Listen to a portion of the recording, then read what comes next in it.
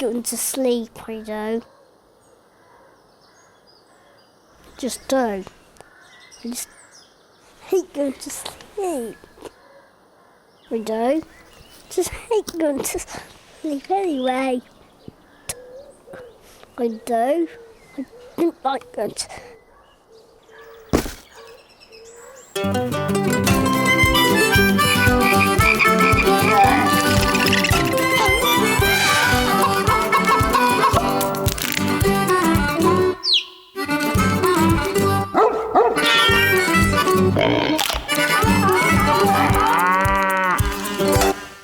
How many hours do you reckon you could stay awake for?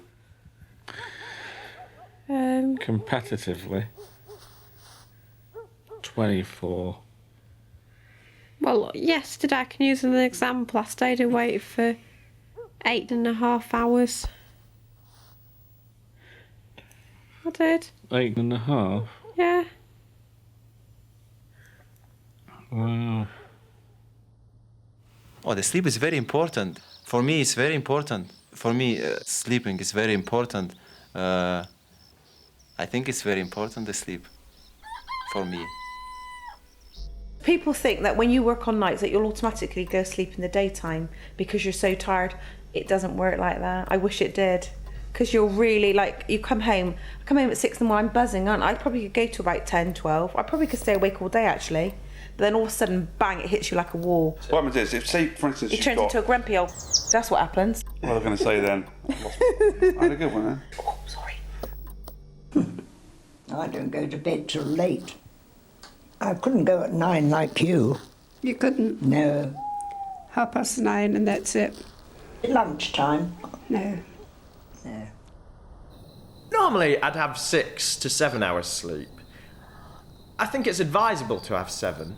I know that if you have more than 7 or less than 7, you're likely to die earlier. If you're tired enough, you'll sleep anywhere. Doesn't matter where it is, as long as it's warm and dry. That's all you need, really. Slept in fields, stuff like that. Tunnels. Under motorway bridges. Slept in the middle of motorways, actually, a couple of times.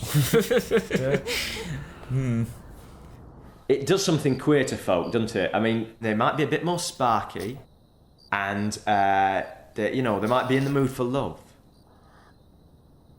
I could sleep 12 hours, easy. I could go to bed now and not wake up till 8 o'clock tomorrow morning. 5.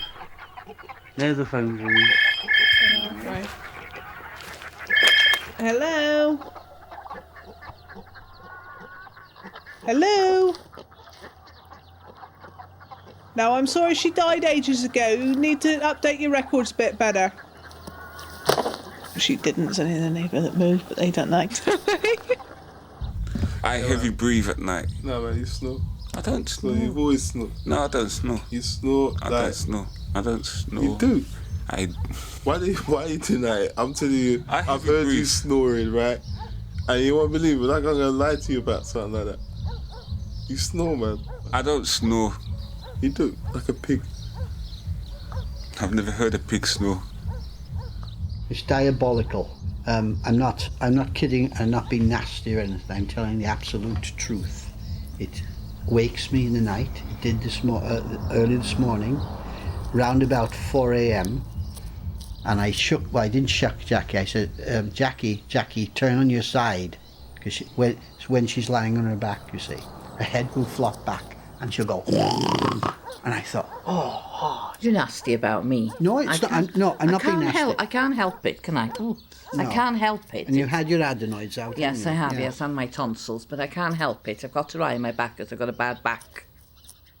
If I ever sleep on my back, I have those dreams where it's like you can't move. Really scary dreams, like you're half awake and half asleep, and I really hate that. You never ever sleep on your back, do you? Not anymore. Well, that's... Well, there is such a thing as nose pegs. Is there really? Yes. Oh, well. Which we'll have to introduce into this household. I'll go and sleep in the other room if you want. Or you go and sleep in the other room. Yes, why not? If you don't get your sleep, don't approach him. Really, don't approach him until he's. It's like seriously, forget about brown grizzly bears, but they don't do damage. Keep What about you when you're tired? You're just like the living dead. You can't talk to man's just comatose. You know, can't do nothing. No, I don't do that. I don't do that crazy stuff. Mummy, Yes, darling. I'm really tired. Do you want to go to bed? No, he never goes to bed. It's the middle of the day, Michael. I just like Mummy telling me it's too early. In the day life, you hear a little bird tweeting, it sounds really lovely. But if that little bird is tweeting at 11 o'clock when you're trying to go to sleep, you want to kill them. But in the morning, you think, oh, lovely little bird. For me, that was because it was. Because I went to bed the other day and that little was like there tweeting in that tree and I want to get it down. There's a whole family in there. Yeah, you will then decide that it's almost like Shut up. Okay, Stephen, have you ever sleep talked? Well, How do I know? How's he going to know if he sleep talks? You should ask her that question. She. No, sometimes Stephen's like tossing and turning, and I think he's probably running away from somebody. He's probably doing something that he shouldn't be doing, or he's usually, yeah, he does something. So I don't know what he's doing. Open the door, Daddy. I'm sleeping. Daddy, let me in. Daddy, let me in. Hey, get out of my bed. You know what time it is? It's 12 o'clock. Do not make eye contact. Hay. Hay, lots of hay and cows. Do you dream? Dun ho? No. Run home? No. Bang ho? Dream. Oh, yes, I dream. Yeah, they're terrible, aren't they? Oh no, I always dream the same dream and I can never get to the bottom of it. Better go back to sleep. Yeah, go back to sleep. Mummy, Yes, darling. when this is going over, It will be finished soon.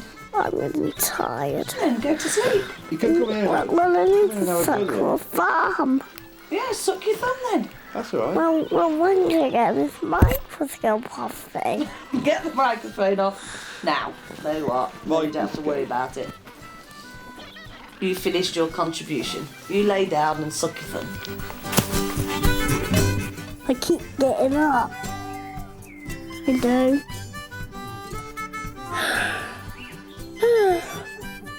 I'm tired. I should have went to bed. I just hate going to sleep. I do.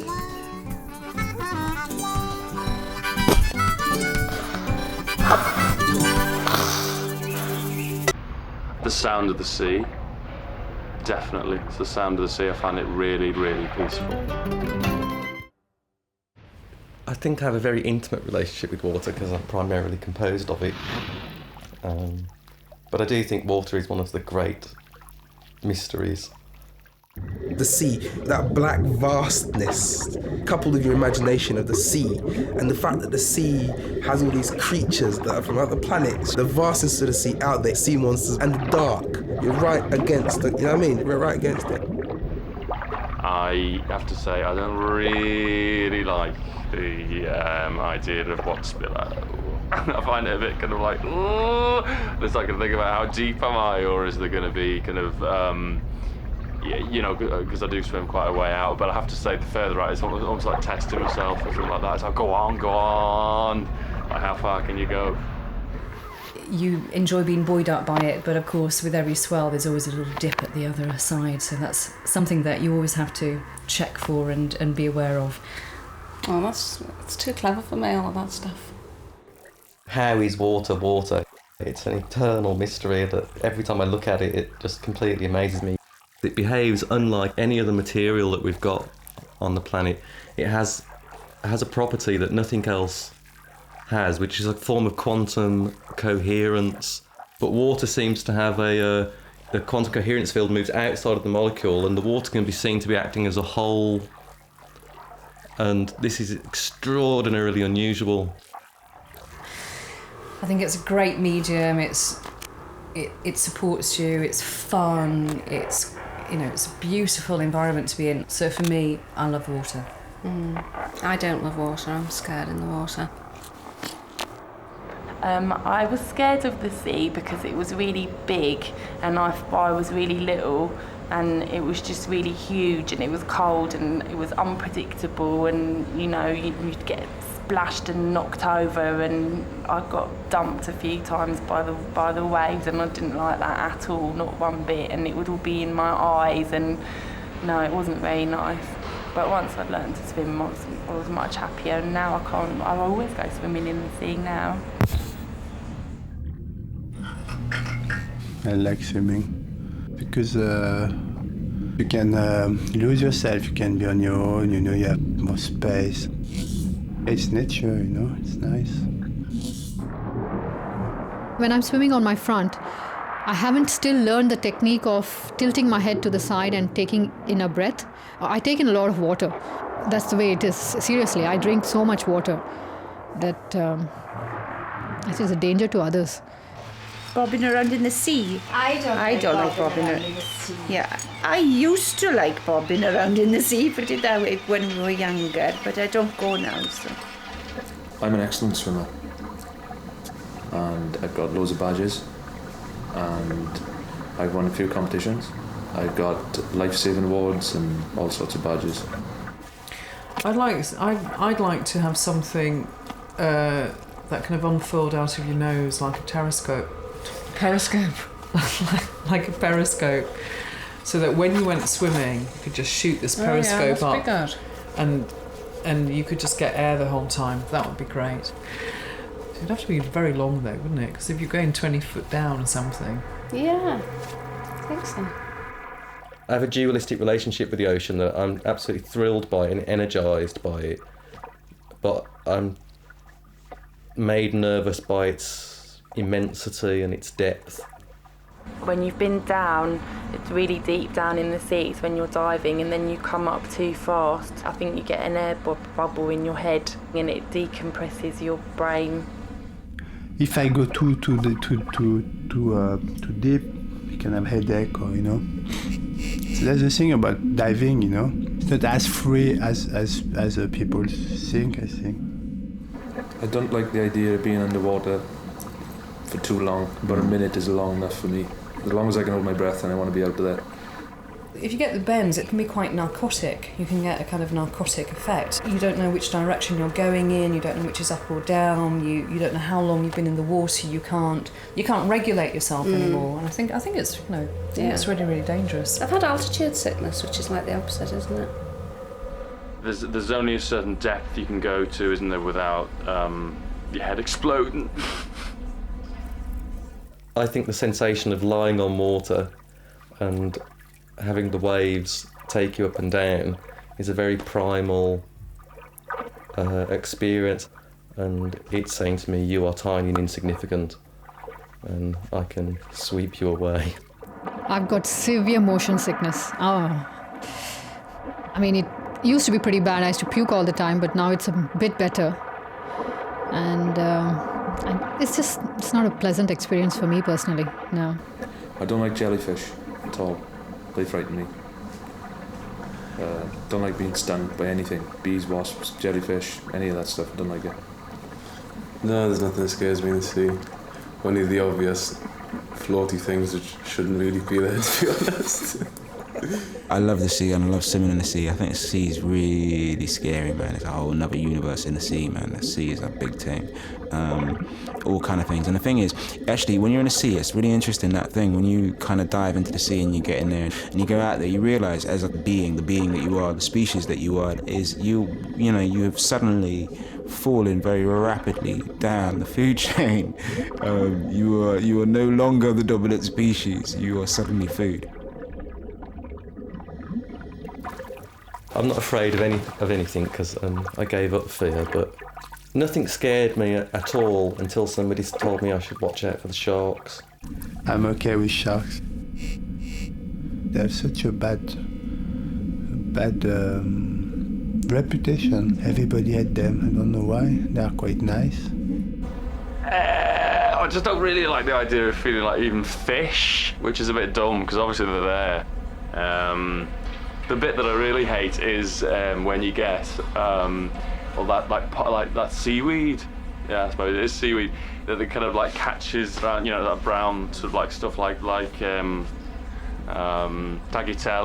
but it's so big that kind of like wraps itself around. That's when I get a bit freaked out, and I kind of think I'd rather be in a swimming pool. Would be too much, could you? If I was attacked by a shark, Right. I would scream. Oh, come on. And I'd be dead. I don't think you could do much, could you? Well, it depends. If you had me by the leg, I'd be able to scream and scream. But if you had me on my throat, We were just talking about that now, that there's somebody on the news about of that somebody because- being attacked by a shark. Crocodile. A crocodile. In A Australia. crocodile in Australia. And I'm just going now. Sorry. So I do have a real phobia about the water, don't I? yeah. Which is driving everybody mad now. I'm quite low down in the food chain because there's no. I am. You ever think about this? How many things can eat me? Loads, isn't it? And you. I've been under a lot of pressure lately. I think the first egg came first. I think to give birth, so the chicken could come out, and then the chicken can have But more where eggs. would the egg come from? Oh yeah, but if you think about it, an egg is going to become a chicken, but it's being but then the chicken's going to be would be an egg. So if you think about chickens after the egg, I think egg comes. Yeah, first. but maybe the chicken might have come from another animal, like a rooster. It's quite. There's sterile waters somewhere, and the volcanic chemicals and all that have started life, and then we've evolved from that. What I do find hard is the fact that we've actually evolved from something so minuscule, like so microscopic, to the dinosaurs, to us. I think that we come from some kind of chemical explosion that caused some form of life to be created, and that we eventually slithered out of the sea, and it may not be today, it may not be tomorrow, but eventually we're going to be extinct. I think we are a process of evolution. I think we are not the top of the pinnacle, we are just a branch, I think. Yeah, I'm completely conscious of the fact that I'm actually just a cloud of potential, of which primarily water molecules. If you looked at me across time, you would see a cloud of water molecules form and momentarily become Brian and then move off again. I can't bring myself around to thinking we came from the sea. No, I don't think great-great-granddad was a fish. Slimy then, wouldn't you? Yeah, I'm sure that we came from the sea, most definitely, because it just seems, when I get into water, I naturally want to start frolicking, and I think that must mean that so we came out of the sea and crawled onto land for some reason. I don't know why, and it's a shame. I think it'd be great if we all went back to being aquatic. I don't know. I think we're more likely to have originated on land because we haven't got we've got gills, haven't we? But maybe, Well, they're always looking for this missing link, aren't they? And they've never found it yet. The connection between us and monkeys. I mean, what sort of idiot wants to prove he's come from a monkey? The difference between me and a monkey would be mainly that monkeys, they live in the jungle and I live in Catford. There's a train of thought that says that we came to this planet thousands, hundreds, millions, whatever, years ago, and in fact already did colonise this planet as an alien race. I do incline to think Maybe we did start from another planet. Maybe we did come from another planet. You know, I'd love to see aliens or something similar on our planet. I think it'd be great to see how we kind of interact with them, whether they'd be similar to us or not very similar or something like that. Would they be good golfers? Humans were created by this giant cosmic cow licking a stone, and as it licked this stone, the humans rolled off. Looking at birds evolved from dinosaurs. Yeah, probably could have done, because they did actually have wings, didn't they? Some dinosaurs years and years ago, didn't they? So it's the size of the dinosaur, and how do you get something like a sparrow or a little wren or something like that from something that's absolutely ginormous, this huge, great sort of dinosaur? I don't know really. I've never really given it much thought. Yeah, where'd you get these questions from? Well, your evolution, that's all a load of rubbish, isn't it? It's not true, is it? It's a load of rubbish. How can you possibly evolve a set of wings? It's not going to happen, is it? I mean, I'd like a set of wings. I'd love a set of wings, in fact. If I could have anything, I'd definitely have a set of wings, but it wouldn't matter how many times I jumped off a tall building, I'd never grow wings. And even if I jumped off a tall building and then my child jumped off a tall building and his child jumped off a tall building and we did that forever and ever and ever, there is not the slightest chance that wings would grow out of my back. We all started off much the same kind of thing. We all were waddling along on our bellies to begin with.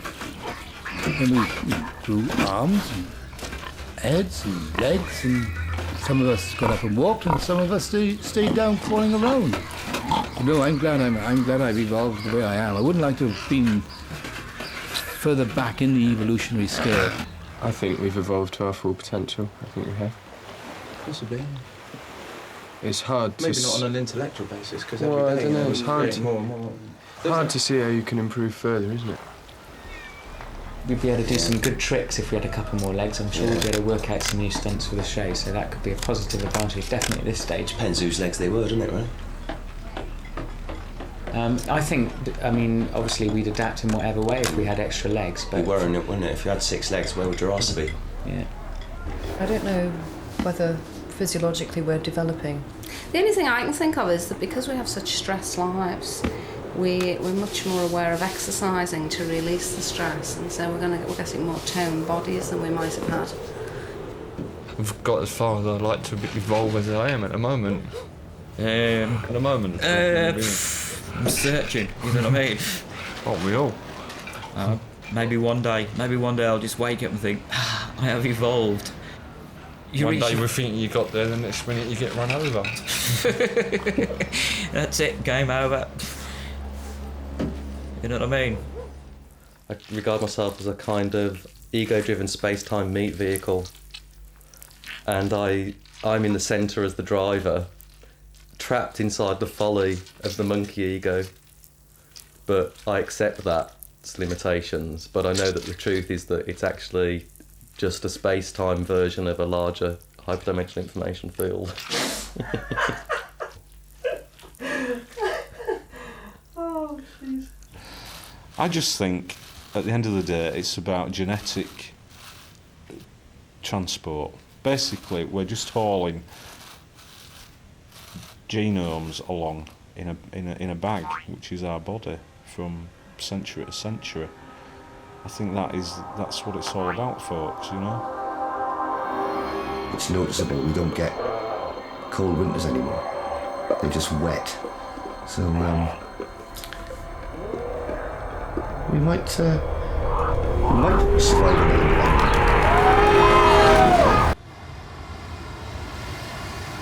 I'd like to be a bird. I don't know, something like an Andean condor. Lots of space, sort of... Big birds of prey, something like that. Soaring above the mountains and just looking down and looking for your dinner. Nice big albatross. No more like being reincarnated as a sparrow.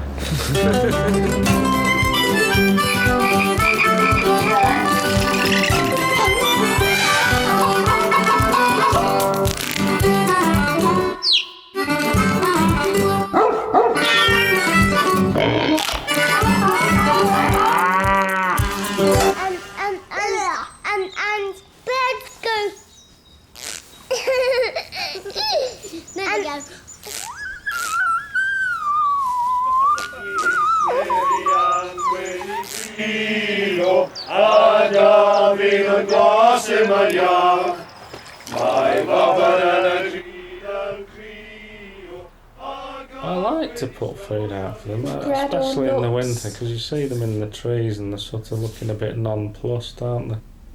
But I put one of those peanut things out recently, thinking I was doing them a good turn, and it was like 10 weeks later, there was no visible sign of any nut disappearing, and I thought, well, what's this all about?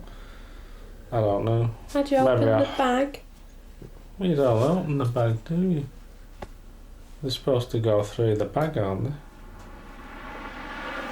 Yeah, I don't think bland comes into our eating. We're definitely, what would you say, gourmets or gourmands, whichever word it is. We like to indulge and enjoy the food, really. And I think probably there's a good variety in what we eat. Thai, Indian, Chinese, French, Italian. Yeah, whatever. Traditional British. As long as it tastes good, I'll eat it, really. And the best of all, of course, is duck. The only thing you can do is not to make eye contact, of course. As soon as you make eye contact, it just has you. I think it's because you're easy prey. You're a nice little bit of meat here. Nice and small, I could soon whip him round.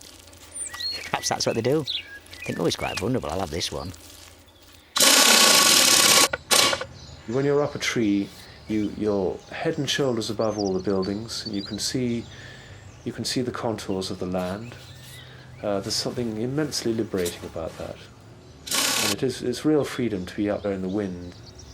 How do birds stay up in the air?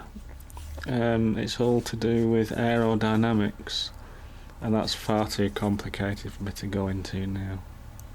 Some things aren't worth thinking about, are they like that?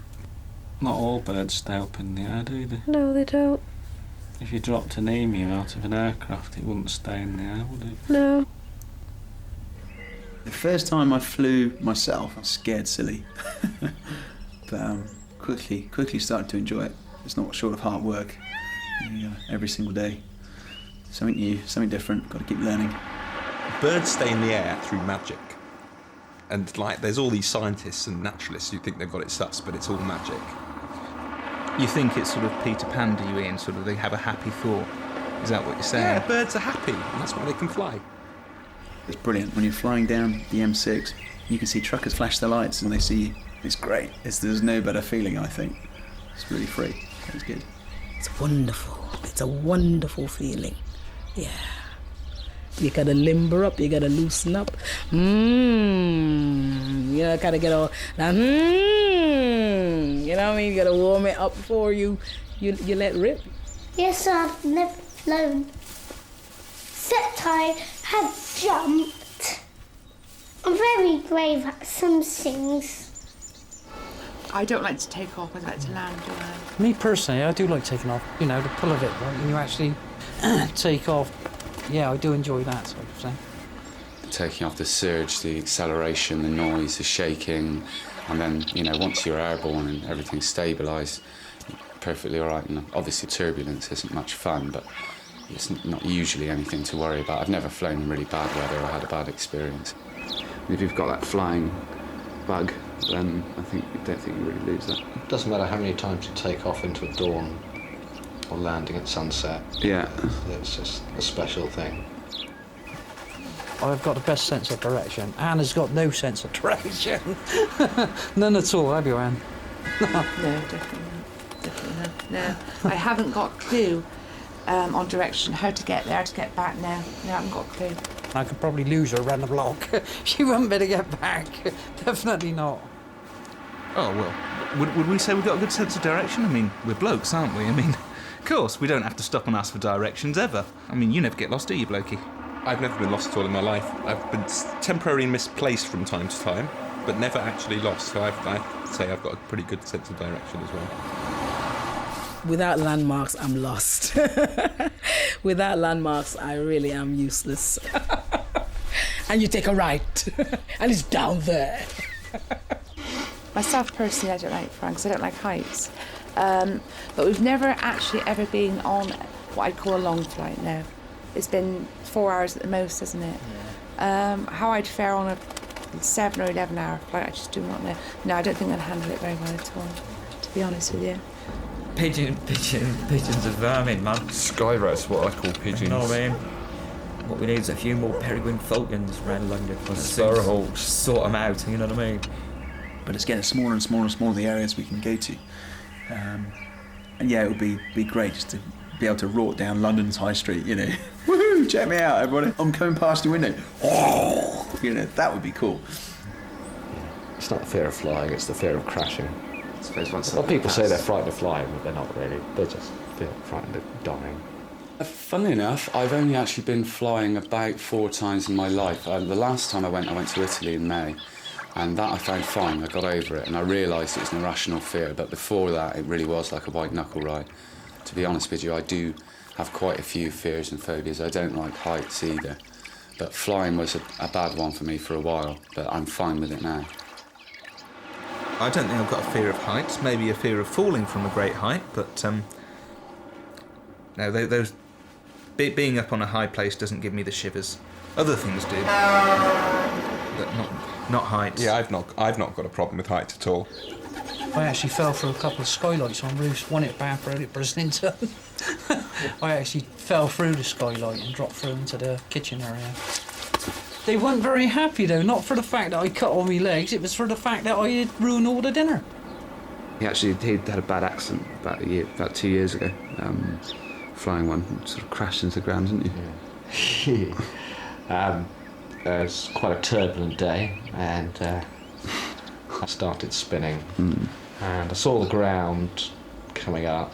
I was going to crash near people, and broke my pelvis off.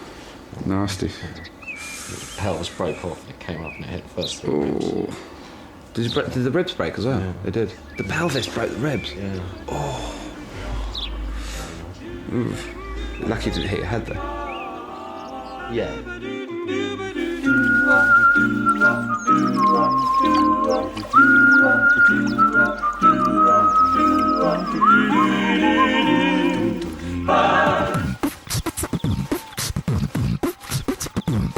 Actually, I find that one of the most relaxing sounds there is, birds singing.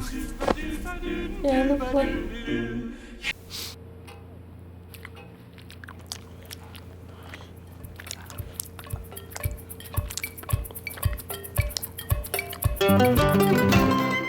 British food,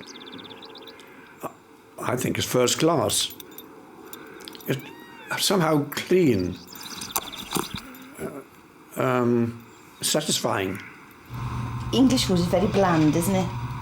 Yeah, but I'm not terribly spicy, I'm not either. Oh, well, or I like the spices and the spices don't like me, you know what I mean? No, I like spices, and I like all kinds. There's nothing around here anyway, is there? The trouble with the foods we eat now, there's too much fat in them. And the worst thing that happens in this country, there's too many people eat chips. Ooh. Egg and chips. Egg chips, gammon.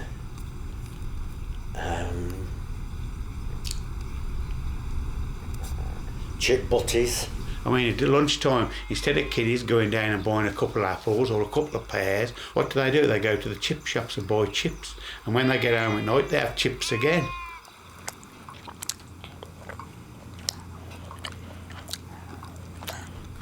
You know, if I have too much chocolate, I get a bit fat, and I put on a lot of weight. Yeah, she eats really well for a diet. I mean, I pile weights on and she piles it off. So I think what she loses, I gain. Try and eat healthily. And she eats brown bread and all the rest of it. Apples and bananas, you name it, she eats it. The main staple diet for runners is... We had, in fact, we had wild strawberries, little wild strawberries. And of course, if it was acorn time, you could always eat an acorn. And even the thistle, you could always peel the top off of the thistle. Are you talking about food like or the rest? And like everything? Everything. You know, not one particular, like a Mexican or a thing. That's no good for me. There are one or two foreign foods that do have rice pudding, proper pizzas. Like some of the deep pan pizzas. The crust on top, amazing, and then that gooey stuff inside. But that sort of poo is a lot healthier, horse poo and cow poo. Cow pats are fantastic to look at, there with all those dung beetles crawling around inside them.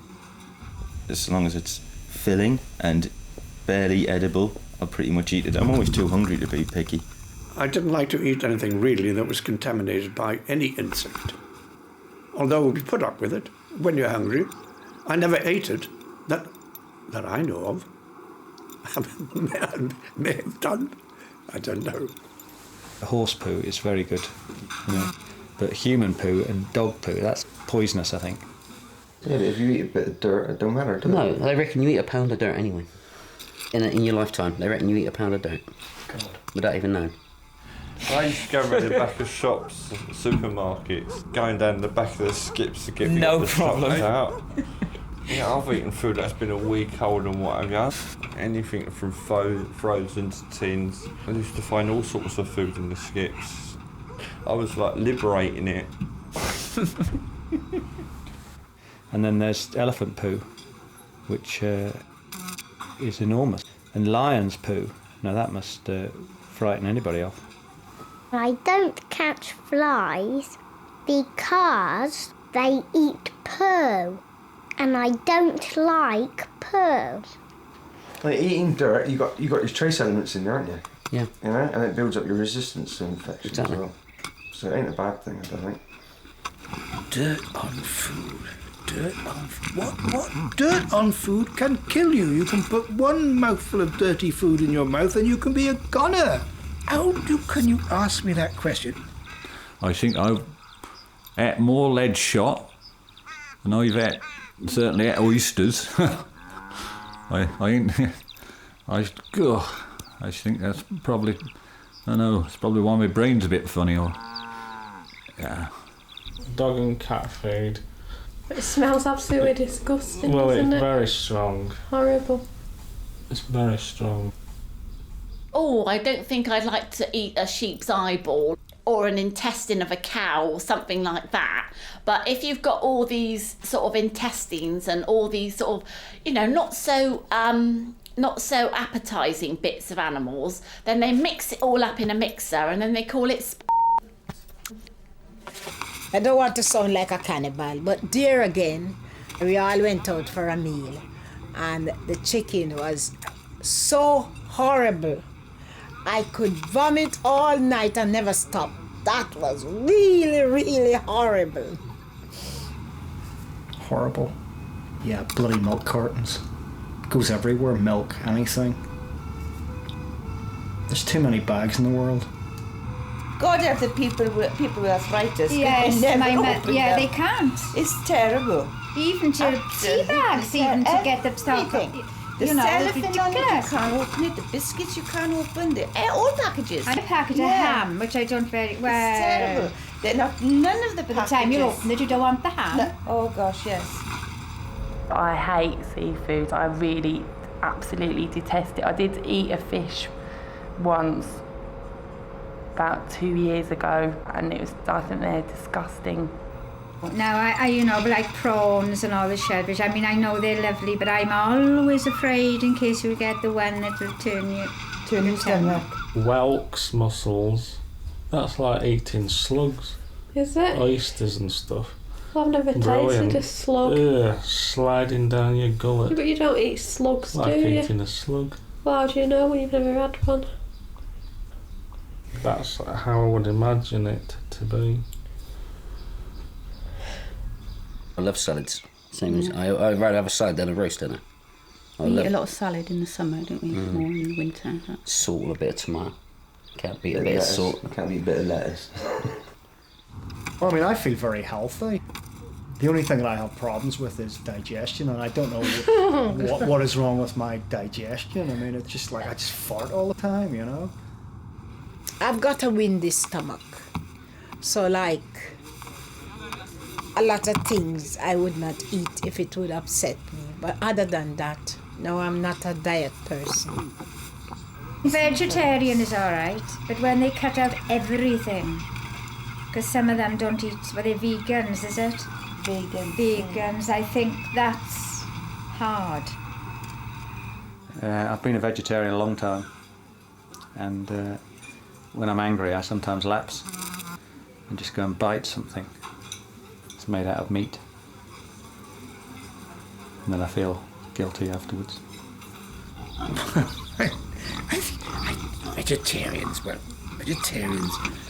I think they're sort of trying to be better than the rest of us.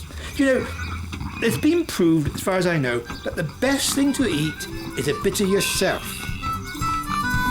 Actually, beans gives me wind and lemonade makes me burp.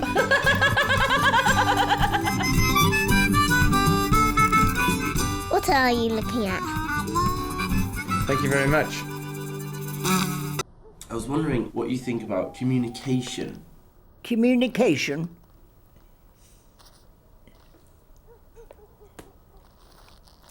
It's a difficult one, that, isn't it?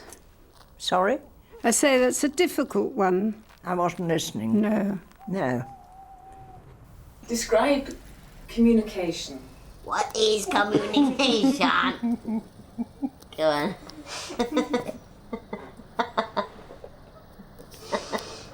You don't have to start so much. We do speak the language of it. You got the easy bit. Answer the other question again. No, I remember the question. I mean, the only thing that you can say about me is I speak lots and lots and lots and lots and lots and lots, and sometimes you can see this in the face of the people that are around, that I don't let them speak now. You're Australian, not Australian, I know. Whether Irish or French, I don't know what he was. I think he come from a bloody broad, but he said a job of what he's bloody talking about half of the time, but he could speak a little bit of Asian, but not a bloody lot. I just can't imagine that from an UG we've got, such a, like French, for example. French is very sophisticated, isn't it? Well, French isn't actually as sophisticated as UG, if you ask me, but there you go. That's my view of the French. There are people that say that the French, aren't very sophisticated, and there's other people that say they are, but an UG, if the French language came from that, it's a bit surprising, really, isn't it? It would be UG, wouldn't it? No. There's a thing in Newcastle where everybody's called man, even a woman. If you're talking to a woman, you're going, all right, man? I mean, if I'm talking to my mother, I'd say, who, man? But, I mean, that's my mother. My mother's not a man. But, so, doing here, I've said it a couple of times, and it just slipped out. I'll say, if it's a woman, or somebody pushes in, they say, who, man, who are you pushing? Say, I'm not a woman, I'm a man. I say, now you're a woman, man. Urban is the new language. Look at bling. Who's saying bling now? Everybody! Bling! It's not just about the language, though. There's body language, isn't there? Which is there is body language, I suppose, which is universal. And I can tell by looking at you right now that you're looking a little bit edgy, a little bit nervous, and even though I speak the same language as you, I didn't need to know that in order to tell that. Would you agree that 80% of communication is non-verbal? Just thinking about that one. Well, you were looking at me then and communicating. You were frowning a little bit, so you were communicating, weren't you? Yes, I was. And I read your face to say that... Yeah, I guess you could say, 80% is non-verbal. Yes. Well, it's 100%, isn't it, if you're a North Sea diver mending oil rigs? I'm just not biting. As far as communication goes when we're working sheep, it can either be vocal or whistle. So, to go left, and it goes round to the right, and that turns the sheep to the left. And that's how it works. It's communication between three different animals.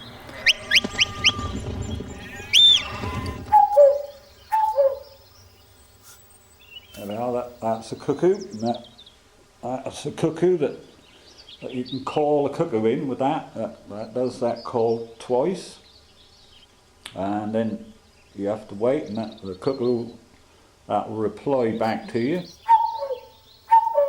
and then you do it again twice, and That'll bring the cuckoo all the way as close as you want that. You can call them in, then of course you shoot them.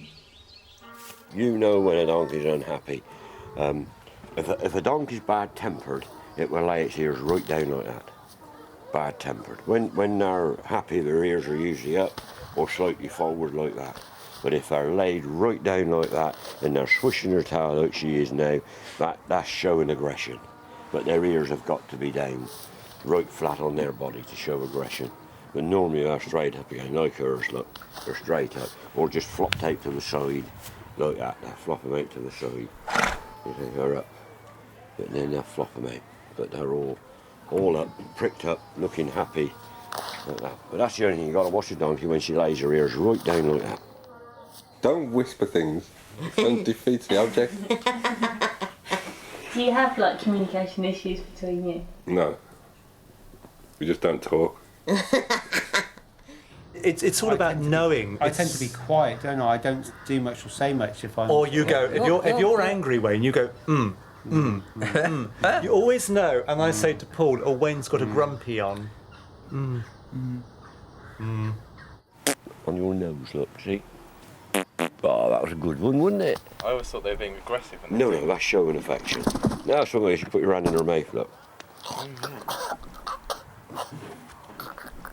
I make noises usually in the place of words. What kind? You make up loads of just baby talk. Yeah, in the middle of things and things like that. But you understand, don't you, Bab? And you say things like, I banged my knee. Alright. I wouldn't recommend everybody to do it, but no, you put your hand in your mouth. Yeah, show her your tongue. Let's see your tongue. Come on. Show me your tongue. I want to see your tongue. There he is. Look, I got him. Come on, I want to see your tongue.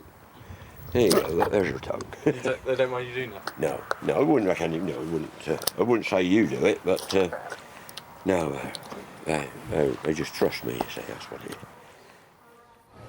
When you need communication, I mean, it doesn't matter that you don't speak the language or you don't speak because you are blind or you don't hear. I mean, it's something you need to live. You need to communicate. You need to communicate with someone. There's something you need or something someone needs and needs to communicate with you. So it's something really, it's really important. The communication is something. You have to be positive. You have to talk. You must love one another. You must understand. You must communicate. You must read books.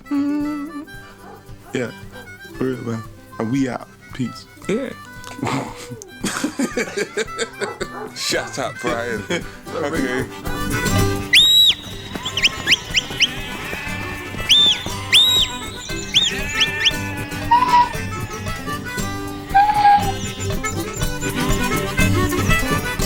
I've been like that. I've been cut like some people cut me like that. And you know, why are you speaking to Benny Fast? And just so you talking too loud today. I can't hear what you've been talking about. Then you've got the trouble. I should turn around and you must be bloody deaf then.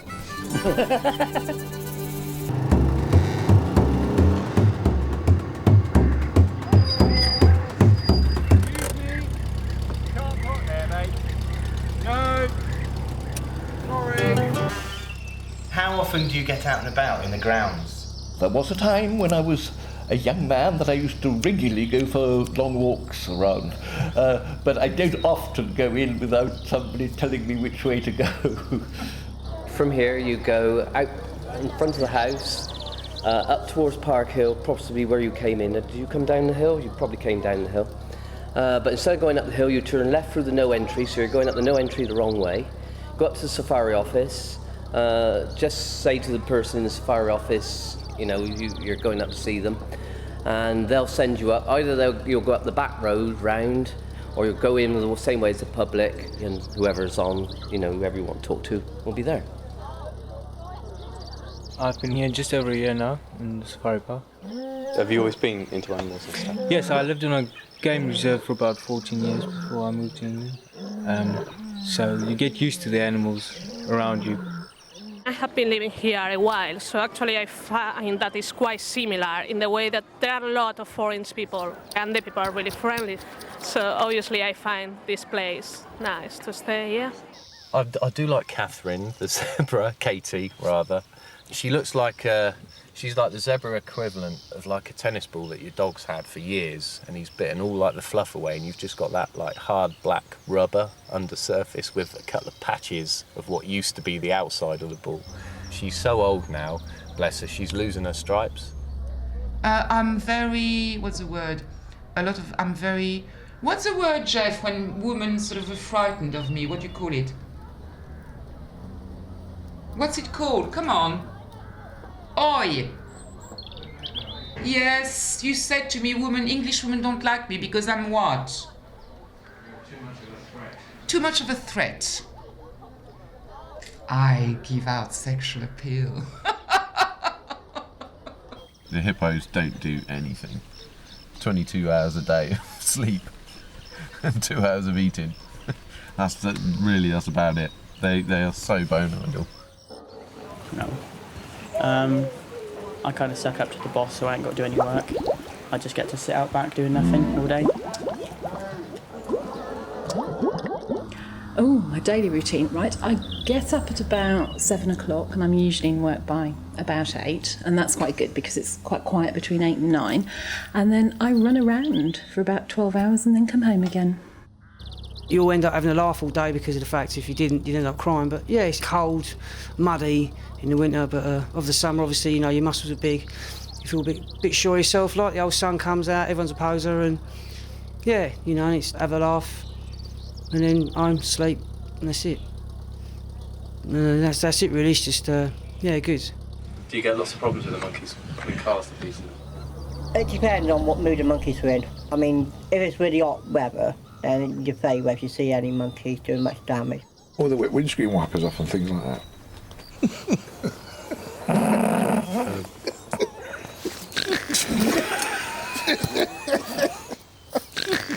But it depends on what mood the monkeys are in completely to what damage they do. The Volkswagen was the make that came to pieces the easiest. And the old Triumph Acclaim, if you had one of those, when it went out, there wasn't a lot left on it afterwards. I think sort of the great apes are capable of thinking it up to a point, but they can't follow a chain of thought very far.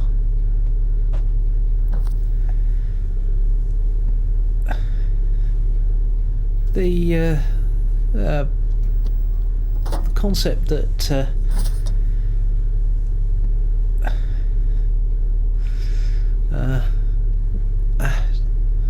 male monkeys like red-coloured cars because female bottoms are red when they're in season. They sort of shine a bit more. Blanky check pen, here we go. What's the matter? Sophie's eating a mouse.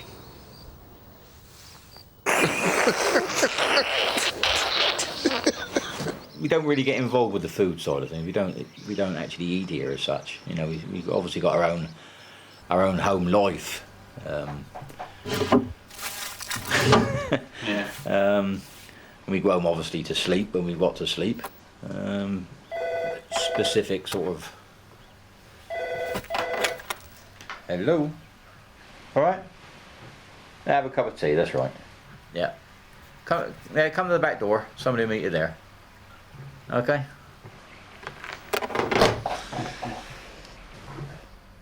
Well, I once set something that had fallen down in the, or been knocked down, I don't know quite how it came to my plate, in the safari park.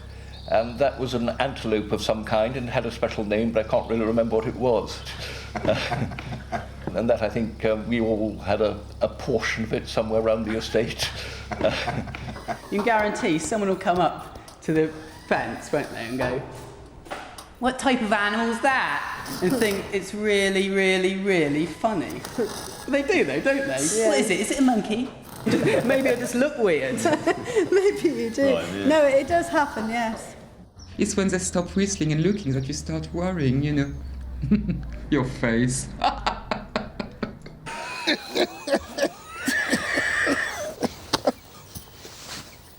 We should have started this early, you know. It's quite funny. Yeah. Come on, Brian. Please don't look at me like that. I'm not looking. How do you cope? I'm so sorry. How do you cope? Look at you making me laugh. I'm not. It's you. No, sir, I employ artists to do all the...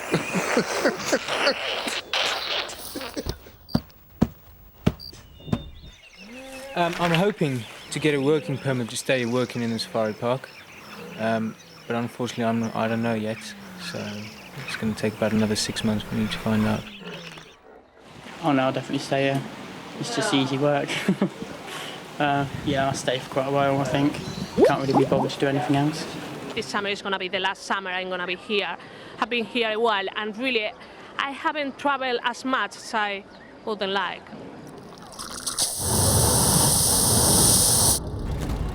You usually got a Chuck Whizzing bicycle jumping that. We went to Bath yesterday. I think it's just an amazing place. Do you know how old I am? What do you think? I won't be cross, I promise. I can't speak. Oh, come on. Mouth it. Next. Is that the way out? No idea. We were following you. No, we're trying to find a way in. We know where the way out is. You don't know the way out. This isn't the way out though, is it?